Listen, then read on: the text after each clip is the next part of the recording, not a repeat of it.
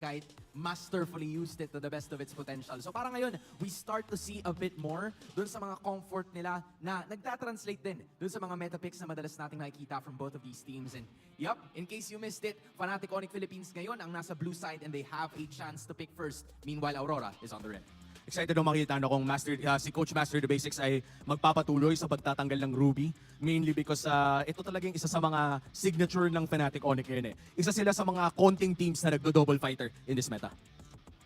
Now that you see it, it's somewhat, practically the same para sa karamihan ng mga bans. First three bans na nakikita natin, it's the Juice and the Edith for Fnatic Onyx Philippines. Meanwhile, the Ling, binigyan na ngayon ng respeto or not kasi Aurora yung gumamit nito kanina. They just don't want Fnatic Onyx to use it anymore. Going into the last bans for the first phase, may posibilidad na sabihin natin double feint ang Aurora. Given na nasa red side sila, inaantay lang nila kung ano yung lulusot dun sa first pick ng Fnatic Onyx. But also, pwede nilang paglaruan yung Ruby. Kanina pa natin hina-highlight yung Ruby eh. But one of the reasons why Ruby, sabi ng Onyx, wag. Sabi ng Onyx, wag. Okay na. Yan namin pipilit. Ano may napansin ako kanina? Kasi yung Hayabusa, bukas, pero neither of the teams actually picked it. And now that the Ling is open, Fanny is out. Is this a chance for Fnatic Onyx Philippines to use it? Yeah, definitely kung gusto nilang kumuha ng early assassin. But I wouldn't really pick it agad-agad kung may Julian pa na open, considering na pwede pa rin i-trade yun. Pero mukhang Roger flex pick ang ating matutunghayan in this game number 2. Hindi pa natin alam kung jungle to o kaya gold lane, parehas namang viable yun. Yeah, I mean honestly, isa sa mga rason siguro kung bakit binan nila yung Ruby. Tama nga sila nga yung nagban ng Ruby pero sila yung madalas gumagamit yan is because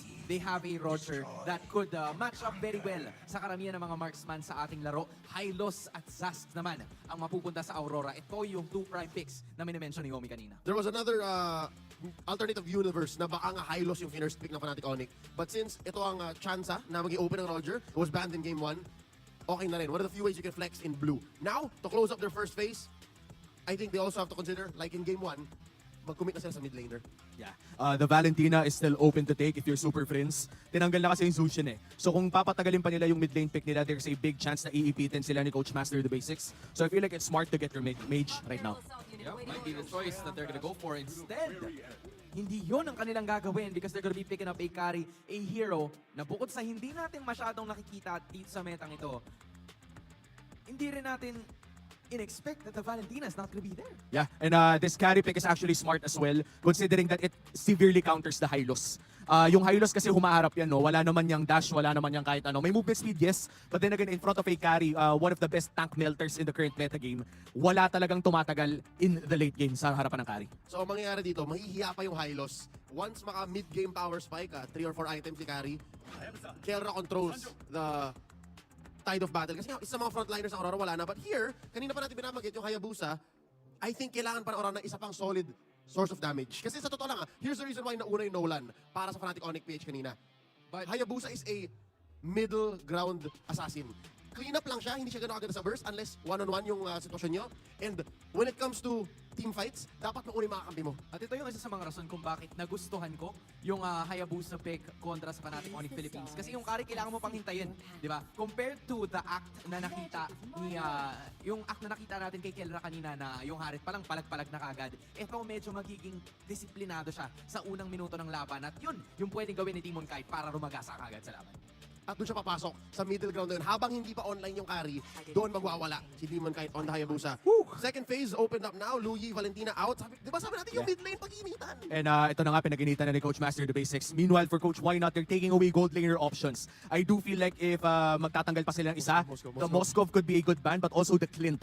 Dahil si Clint rarely, not rarely, sa ngayon nakikita natin na laging pinipick yun against carry matchups, mainly because lamang talaga in the early parts of the game. Yan yung burst versus DOT na prinsipyo. So kung kaya ni Doming yun, na ginawa naman ni Doming in the past. 2 seasons ago, a season ago, nakapag-Clint na yan eh. Nakita na natin sa MPL. So let's see kung yan ang tatanggalin ng Fnatic Onyx. Bukod dyan, medyo nangangayayat na din si Super Friends sa mga pwede niyang piliin dito. I'm thinking Faramis could just be a possible option. But you guys are right.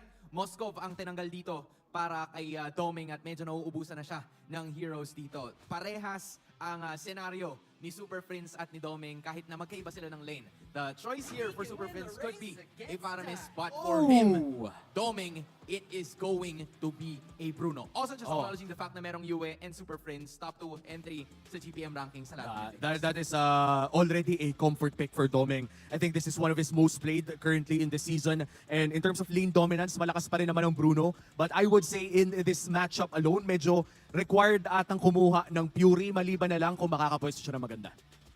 And given na may Roger sa jungle na nag-iikot-ikot habang may carry kang katapat, kahit second turtle pa lang takot ka na bilang Bruno. So, ibig sabihin, kung a roamer nga dito mismo ay going to be the high loss, kailangan bumisita madalas ni Rene J dito. Kailangan niyang bantayan si Yue, si Doming. And even Yue, I think Yue need to rotate very quickly too. Oh, I like the addition of the Ardot here kasi dalawa yung kailangan mong tingnan. Pero teka lang! Ayan na. Eto na! Hindi pala! Yung itlog pa ni si Rene Sabi J. dun sa page, Nilabas na ang itlog. a friend, sometimes a support. Ilang Ito taon na lang yun. ginagawa ni Dexter to dati pa. Old blacklist pa to. Yung blacklist pa ni Edward. Ang Bruno Digi combo. Oh my G. Binigyan ng El Clasico. Expect a lot of lane dominance coming in from this Bruno. Mas lalo na kung tatambayan siya ng isang Diggy. But overall, in terms of team fighting, kung mapipwesto ka ni Rene J, yung deny sa Tigreal, malaking bagay yun. Dating set, ang sweep na to, or Will Fnatic on the Philippines, bring us to game number 3. Casters, time to shine. Isang kaibigan muli ang ating makikita dito for the game on number 2 ng Aurora MLBB laban sa Fnatic Onyx Philippines. Sumakto din no, para dito sa ating laban. So, nung sinaunang MLBB, Oo. El Clasico ang isang Diggy at saka Bruno. Bruno.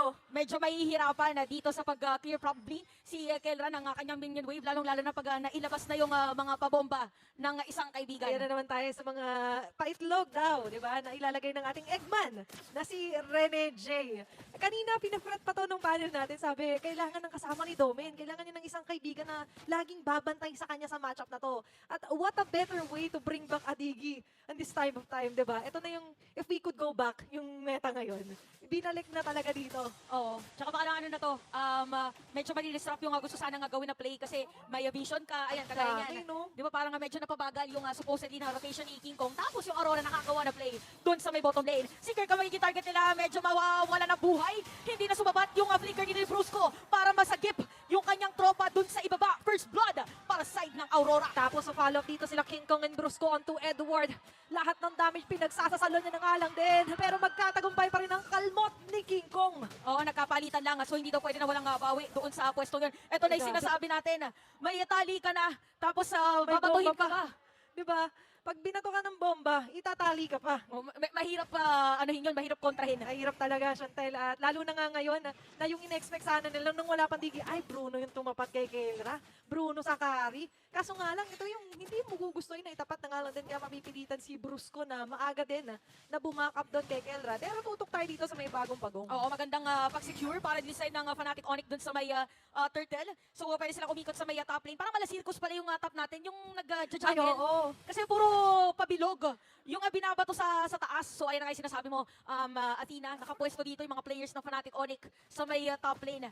Hindi daw pwedeng hindi mabigyan. Ay, umabot! Dun sa may top lane, final slash at sumama pa ng isa. Hindi pa level 4 si Energy no moment na yun, kaya si Doming ang makukuha na side ng Fnatic Onyx. Tsaka i-favor man na level 4 doon, may super flames na nakaabang kay Renegade. So, na-prevent nila yung target dito ng Aurora na kapag hinuhuli si Doming ay biglang times journey na nga lang din. But the time is not yet that one kasi nga wala pa yung mga ultimate. But meanwhile for Fnatic Onyx Philippines, kung yun yung isa sa magiging sakit ng ulo, maaga pa lang bigyan na natin. Oo, kailangan mapuntahan na agad. So ngayon, parang same story sa ating game number 1. Parang nakafocus din doon sa mga side lanes. Yung ating dalawang teams at nakakapag-jungle na rin. By the way, si Kelra, probably para maihabol yung mga na-zone na kanina ng side ng Ernie Doming tsaka ni Rene J. So now at level 5, almost close to level 6 para dito kay Kelra. Okay, nakikita rin naman natin dito na for Brusco, parang sabi niya, kaya to pre, kinaya nga natin. Pero for Rene J, he learned his lesson.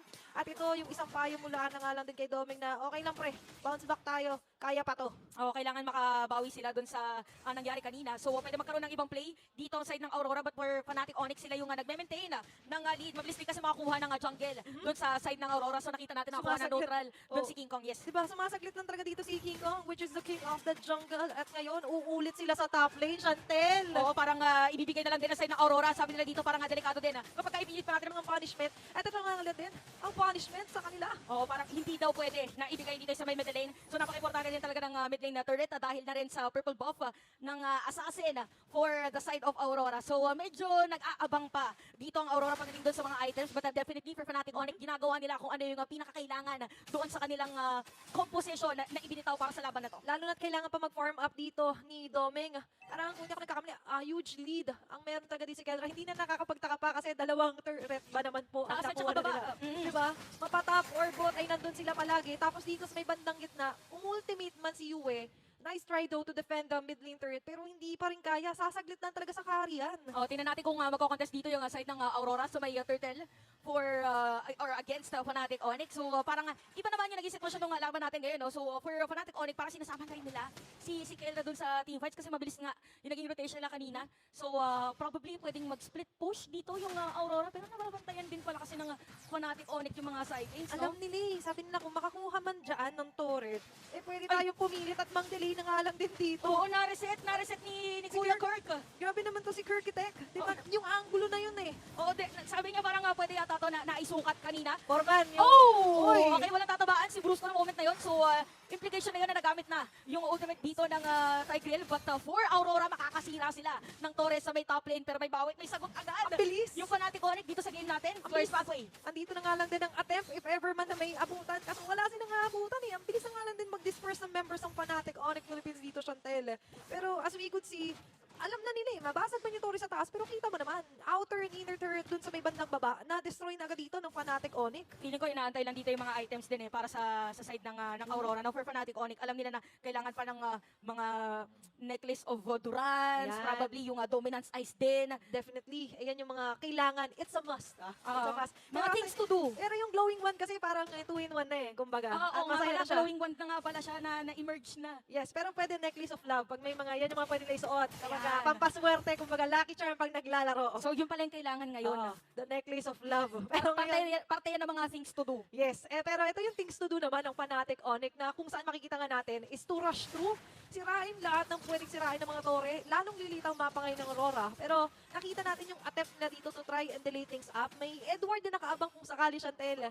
Pero basa na rin to ng Fnatic Onyx Philippines. Oo nga eh. Pero ito nga dito, kung ikaw ang Fnatic Onyx, wala pa rin talagang masyadong casualty against Aurora dito. So ibig sabihin medyo continuous pa rin yung kanilang lane na nangyayari. Pwede i-pump siguro para yun sa Aurora yung kanilang jungle, yung mga minion kay Domeng para mag-boost na agad yung damage niya. Babalik tayo sa funnel method muna. Funnel muna dun sa kay Domeng. Ibigay lahat kay Domeng para makapag-dominate na naman tayo. Kaso nga lang, ito yung medyo natin bantayan. 2-1 yung kill score. Magta 10 minutes yung game, Chantel. Kahit sabihin natin may kalamangan sa ngayon ng Fnatic Onyx Philippines kasi baka mamaya isang clash na naman ang inatay ng Aurora tapos mababaliktad na naman nila. Pero ito na nga ba yung pagsilip ng pag-asa na maibaliktad ang odds into their favor kasi ngayon yung Lord mabilis. Ayun naman yung Glorious Path na sinasabi natin. Pero final slash against Demon Kite. Si Super Flames makakakuha ng Lord. Pero yung mga pagtalbog na bola napakasakit. Kirk is gonna be down. So dalawa na patay. Para sa side ng Fnatic Onyx at hinahabol na si Super Flames. Kinamit ng Iron Kicker doon.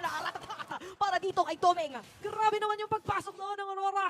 Sabi sa'yo, isang clash na naman ang inaantay nila kasi nga slow and steady wins the race. Pero ngayon yung race to madness. Eh syempre, check na check pa rin naman. Lead is still under favor Fnatic Onyx Philippines pagdating sa gold. Kasi lalo't nakuha rin pa rin naman nila, rather, yung Lord din.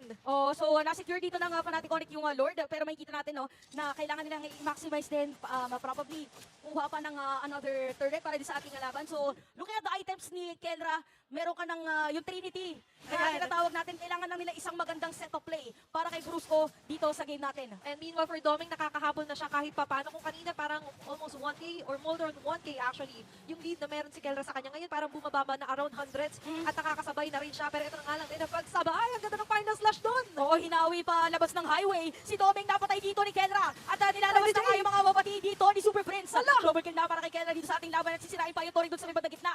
Habang si King Kong sinozone out din. Si Demon kahit doon sa taas kanina, pwede din diretsohin dito sa may Tori sa bandang iba na side ng Aurora. At wala yata na pwedeng pumasok para dumipensa para dito sa Fnatic Onyx. Nag-flicker, ginamit niya yung explosion.